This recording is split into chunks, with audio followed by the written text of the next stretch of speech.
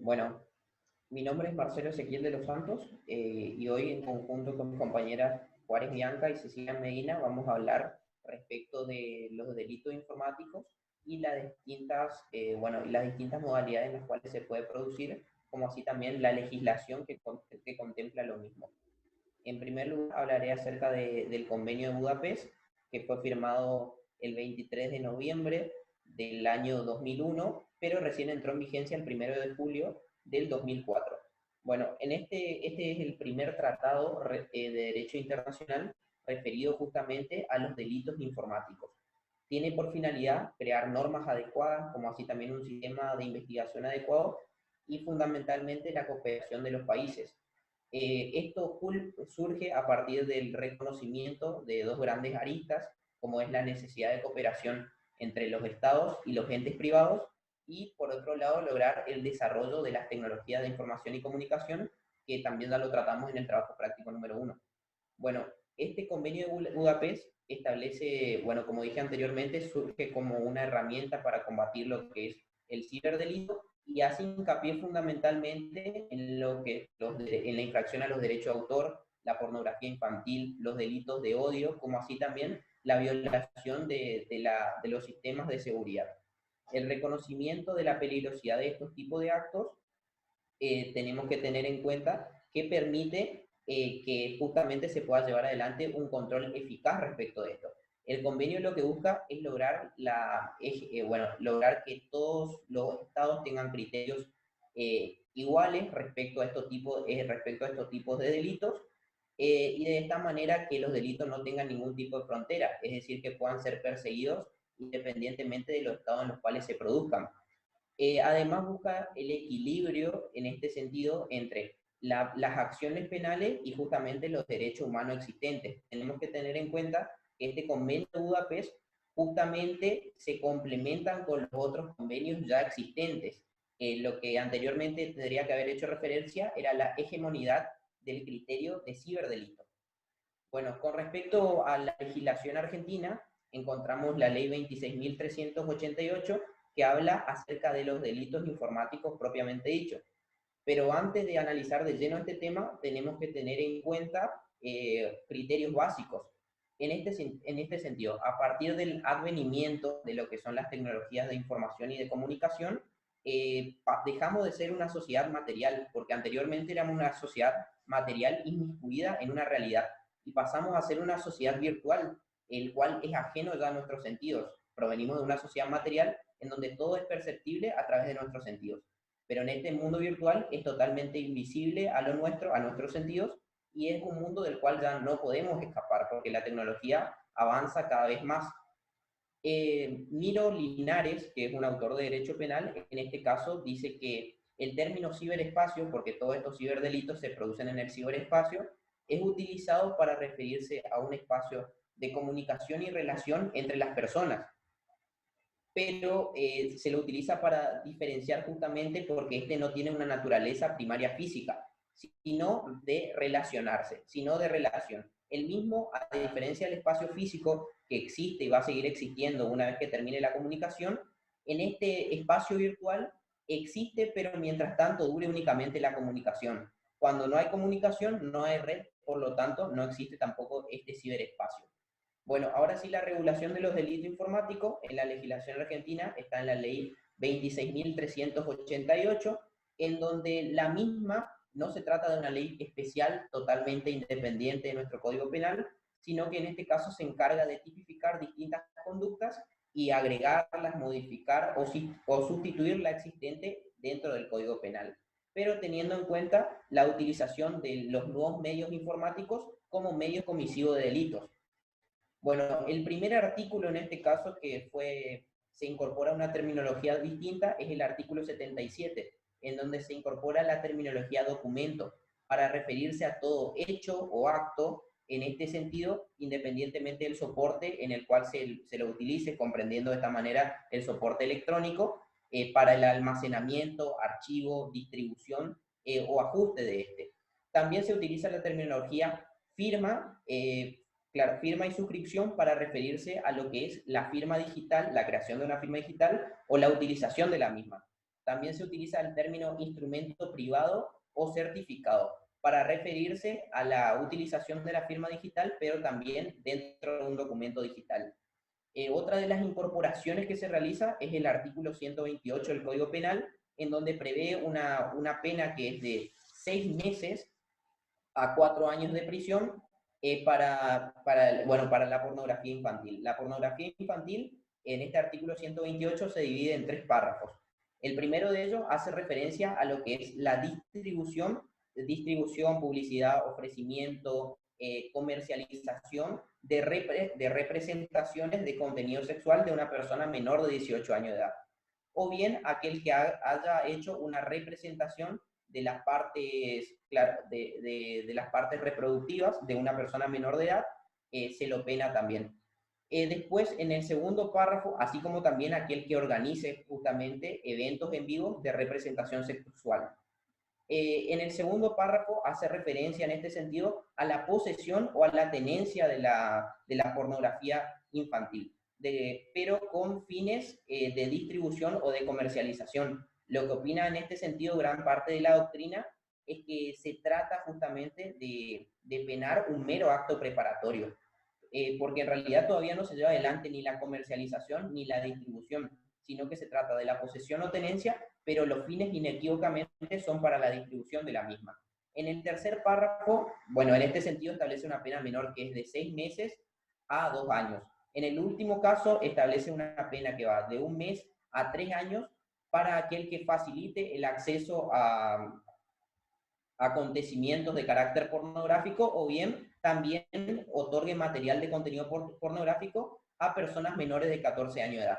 Tenemos que tener en cuenta que en este sentido las personas que tienen hasta 13 años de edad, su consentimiento carece de todo tipo de efectos jurídicos. Bueno, además de esto, tenemos que tener en cuenta que se incorpora figuras como el daño informático comprendiendo todo aquello que altere, destruya sistemas, documentos o datos informáticos. Esto regulado, obviamente, en el artículo 173 de nuestro Código Penal.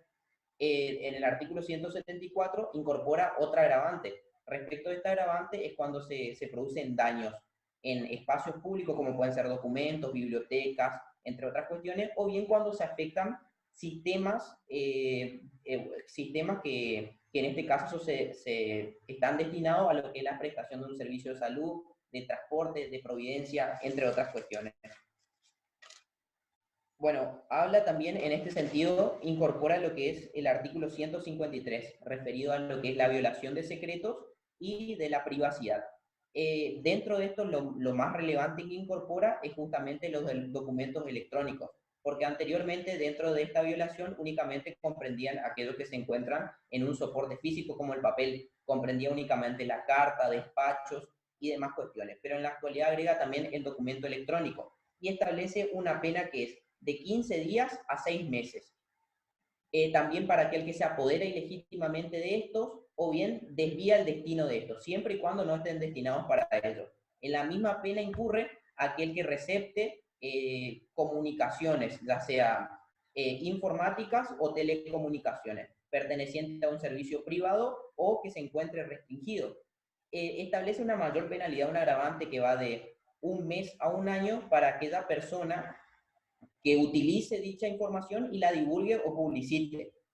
Establece un agravante para los funcionarios públicos que tendrán el doble de tiempo que establezca la pena de inhabilitación para acceder a cargos públicos. Se incorpora también el artículo 153 bis justamente que es referido a esto, a tomar conocimiento de datos o informaciones que se encuentran restringidos y la persona a sabienda de esto de igual forma lo lleva adelante, o bien teniendo autorización excede aquellos límites de la autorización.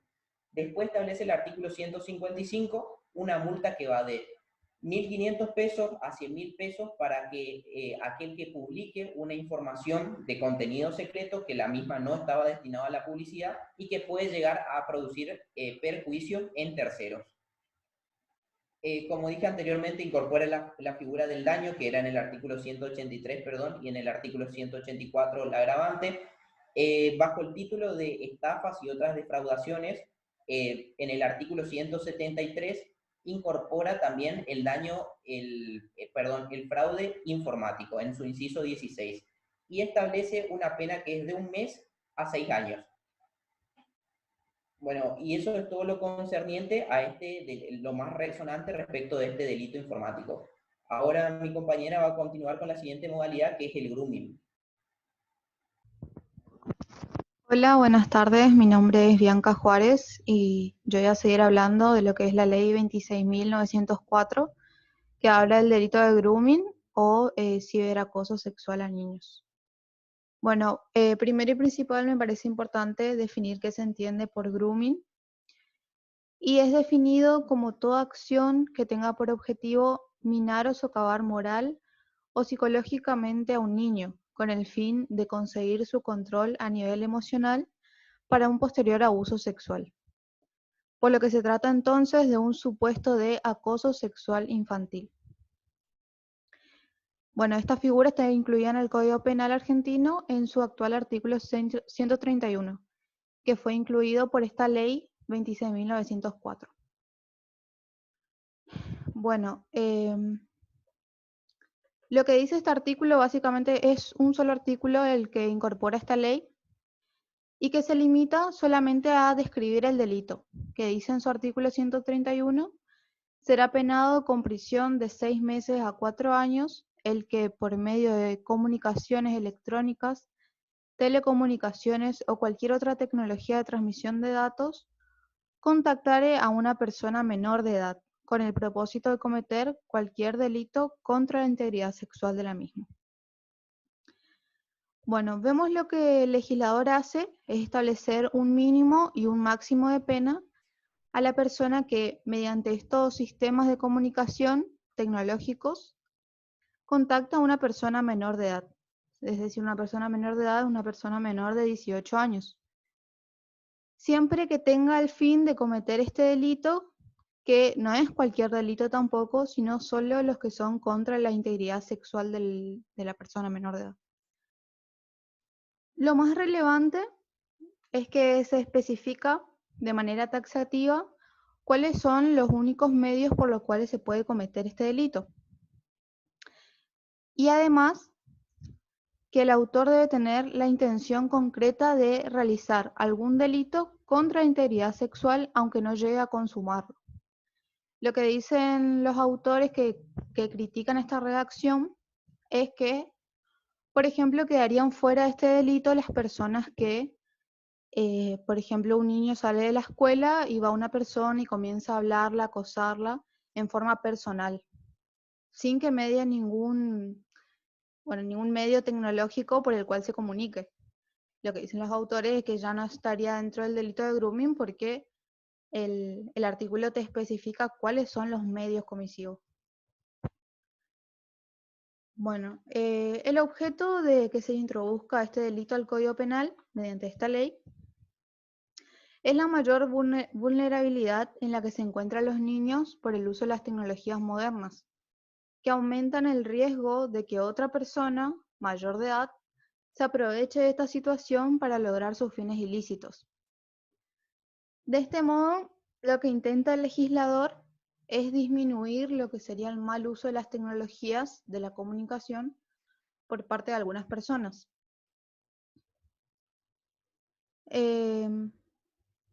Esta ley nacional fue sancionada por el Congreso Nacional el 13 de noviembre del año 2013 y fue promulgada finalmente por el Poder Ejecutivo el 4 de diciembre del año 2013 también. Bueno, ya lo mencioné anteriormente, cuál es el delito que tipifica y qué pena tiene. Bueno, lo que se incorpora al Código Penal en el 2013 es el artículo 131, el delito de grooming o ciberacoso sexual. Y la pena es la mínima desde 6 meses hasta 4 años de prisión. Bueno, en cuanto a modificaciones que tenga por otra ley, esta ley nacional no fue regulada ni modificada por ninguna otra ley del mismo carácter. Lo que sí hicieron algunas provincias como Mendoza o Tierra del Fuego fue reglamentarla a nivel provincial. Por ejemplo, lo que hicieron fue definir qué se entiende por uso de las tecnologías de la comunicación, definir todos los medios para que no quede ningún vacío legal y vulnerar así lo que sería el derecho de defensa también del acusado.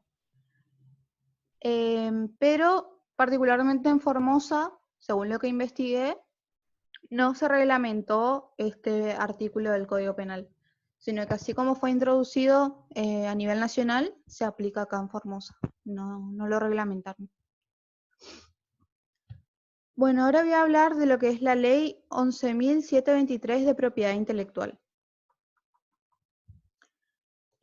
Bueno, esta ley de propiedad intelectual recoge una serie de derechos que un autor adquiere en el mismo momento en que se crea una obra, independientemente de si se la lleva al registro de la propiedad intelectual o no.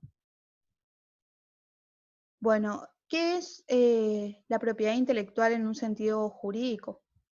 Es lo protegido por las leyes de propiedad intelectual y cualquier producción intelectual no explícitamente recogida por la legislación no puede ser considerada como una propiedad intelectual en un sentido jurídico. Es decir, lo que protege esta ley es lo que la misma ley crea o entiende que es propiedad intelectual.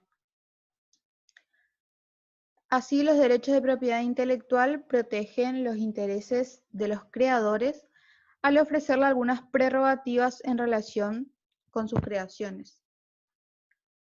Bueno, los puntos más relevantes de esta ley. Es una ley, a comparación de la anterior, bastante extensa, ya que la anterior ley solamente se limitaba, tenía solamente un artículo. Se establece, por ejemplo, en esta ley, cuáles son las clases de obras que pueden ser objeto de la protección legal y se establecen de manera taxativa. También se establece el tiempo de duración de los derechos de propiedad intelectual, qué pasa con los herederos, que al morir el autor de la obra. Y además en su artículo 72 se determinan qué tipos de acciones son las que serán pasibles de pena por el Código Penal argentino. También se establece qué facultades otorga la ley al autor de la obra científica o literaria. Bueno, como dije anteriormente, más específicamente el objeto de esta ley está en su artículo 2 y son las obras científicas, literarias y artísticas. ¿Qué comprende todo esto?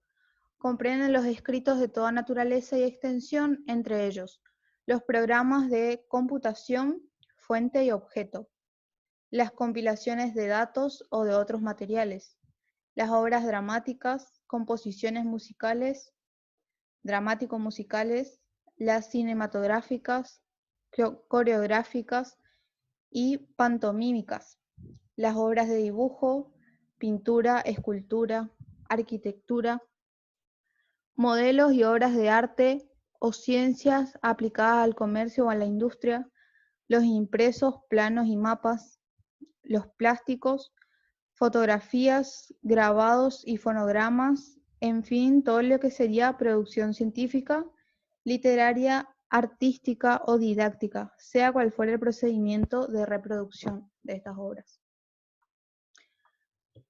Bueno, esta ley fue promulgada el 26 de septiembre del año 1933.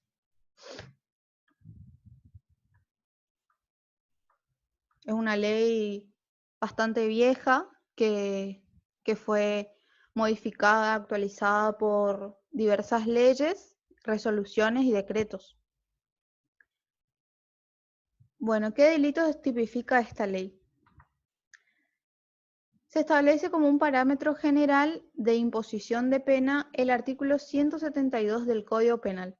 O sea, lo que hace esta ley es no introduce un artículo, sino que establece que analógicamente el artículo 172 del Código Penal, que es estafa y otras defraudaciones, la misma pena de ese delito se va a aplicar a los delitos contra la propiedad intelectual.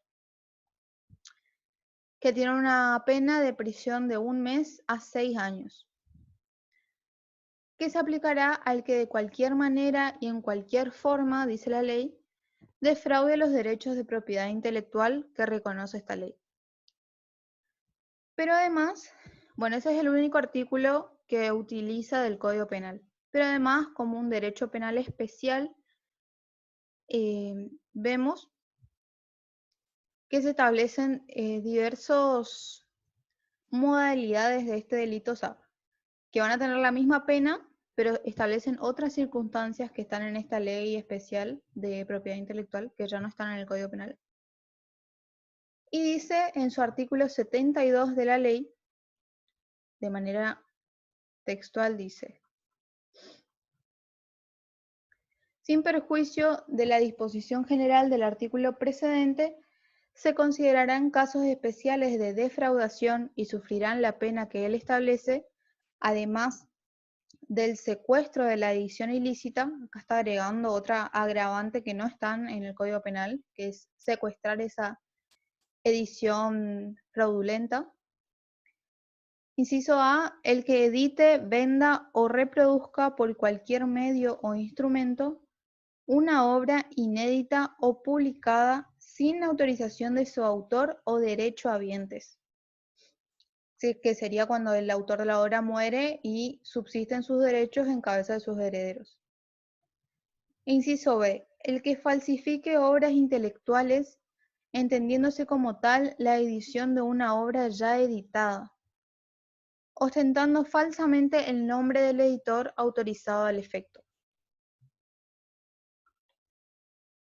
Inciso C, el que edite, venda o reproduzca una obra suprimiendo o cambiando el nombre del autor, el título de la misma o alterando dolosamente su texto. Bueno, y después tenemos además el artículo 73, que también establece otro delito de propiedad intelectual, que dice que será reprimido con prisión de 1 mes a 1 año, no ya de 1 año a 6 años como fue en el caso de la estafa, o con multa de 100 a 1000 pesos destinada al fondo de fomento creado por esta ley. Inciso A, el que representare o hiciere representar públicamente obras teatrales o literarias sin autorización de sus autores o derechohabientes. El que ejecutare o hiciese ejecutar públicamente obras musicales sin autorización de sus autores o derechohabientes. Por último, agrega esta ley, con la misma pena que el artículo anterior, que será reprimido con prisión de 1 mes a 1 año o multa de 100 a 1000 pesos, el que, atribuyéndose indebidamente la calidad de autor, derechohabiente o la representación de quien tuviere derechos, hiciere suspender una representación o ejecución pública ilícita.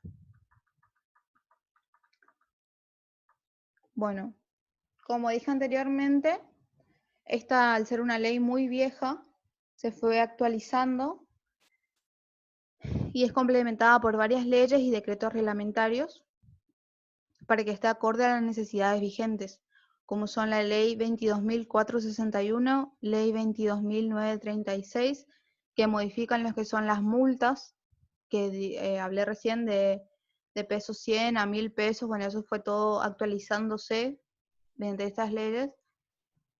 Van actualizando las multas, los montos, la Ley 23.741, donde se establecen los derechos de autor.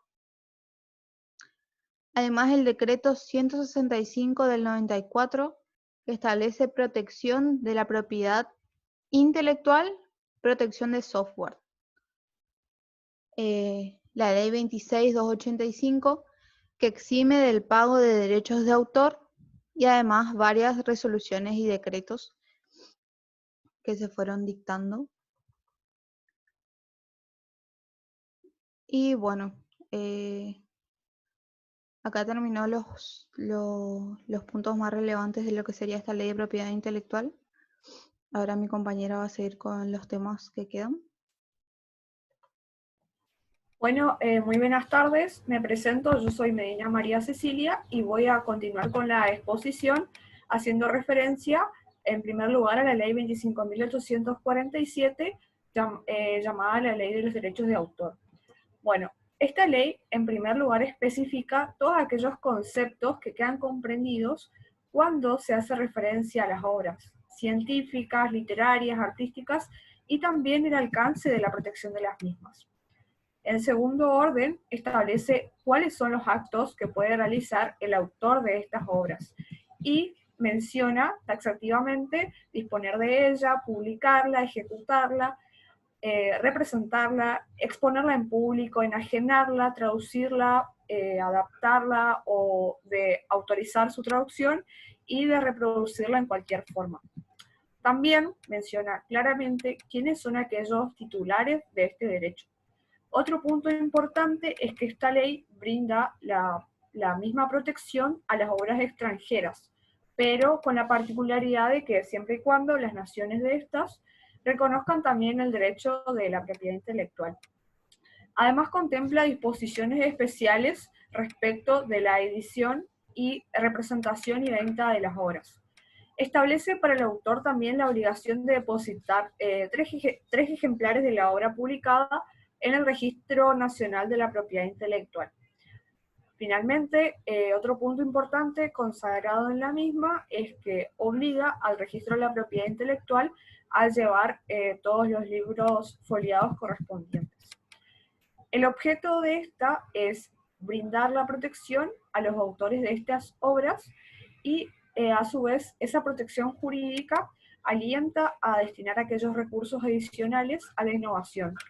La promoción y la protección de la propiedad intelectual estimula el crecimiento económico y también genera nuevos empleos e industrias y lo más importante también es que enriquecen y mejoran la calidad de vida. La fecha de promulgación de esta ley fue el 3 de diciembre de 2003.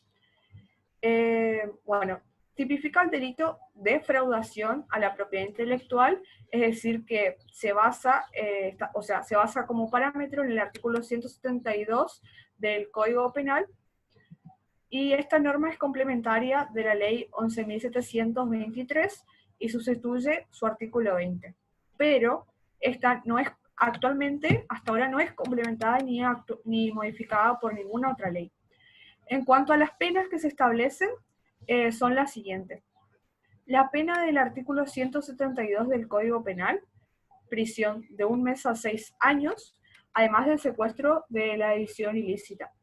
También establece como otra pena la prisión de 1 mes a 6 años y prisión de 1 mes a 1 año o una multa que va desde 1.000 pesos como mínimo y 30.000 pesos como máximo.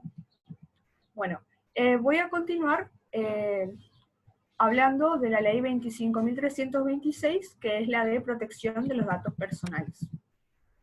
Esta ley define de una manera muy clara los conceptos de datos personales, datos sensibles, archivo, registro, base o banco de datos, tratamiento de datos, responsable de archivo, registro, base, entre otros conceptos muy importantes. Por otra parte, contempla los principios generales relativos a esta protección de datos, entre ellos el archivo de datos, licitud, calidad de datos, el consentimiento, la información, categoría de datos, datos relativos a la salud, seguridad, el deber de confidencialidad, cesión y transferencia internacional. Además, también consagra 4 derechos, que son el derecho a la información, el derecho al acceso, a la rectificación, actualización o supresión y gratuidad.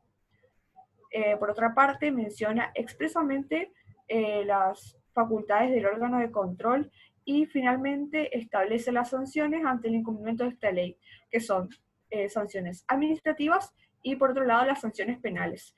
Y también hace referencia a la acción de habeas data. El objetivo de la misma es la protección integral de los datos personales asentados en archivos, registros, bancos de datos y otros medios técnicos de tratamiento de datos, sean estos públicos o privados, destinados a dar informes, para garantizar el derecho al honor y la intimidad de las personas, así como también el acceso a la información que sobre las mismas se registren. Todo esto de conformidad con el artículo 43, tercer párrafo de la Constitución Nacional. La fecha de su promulgación es el 30 de octubre de 2000 y tipifica los siguientes delitos que fueron incorporados a nuestro Código Penal en su artículo 117 bis. Bueno, esos son suministro de información falsa a terceros, falsedad de datos en archivo de datos personales, suministro a terceros de información falsa contenida en un archivo de datos personales, y también establece las agravantes, que son por el resultado y por la condición y por el rol del autor. Esta norma se complementa con el decreto reglamentario 1558/2001. Establece también sanciones administrativas por un lado, que son la de apercibimiento, suspensión, y por otro, multa que va desde 1.000 a 100.000 pesos. También la clausura o cancelación del archivo del registro de bancos de datos, y en otro artículo establece las siguientes sanciones penales: prisión de 1 mes a 2 años o prisión de 6 meses a 3 años. Bueno, finalizamos con los delitos y ahora mi compañero Marcelo de los Santos va a seguir con las problemáticas en cuanto a los delitos informáticos en la Argentina.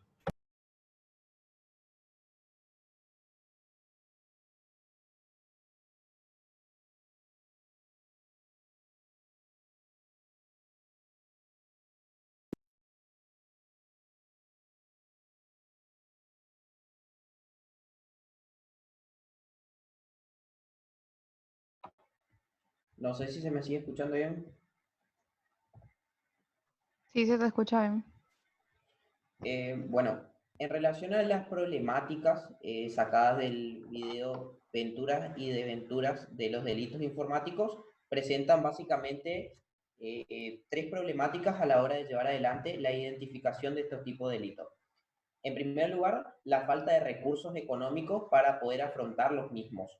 En segundo lugar, la falta, en este caso, de normativa vigente, porque tenemos que tener en cuenta que en materia de delitos informáticos, si bien nuestro país ha avanzado mucho, la informática cada vez avanza más y la legislación siempre corre un poco de atrás.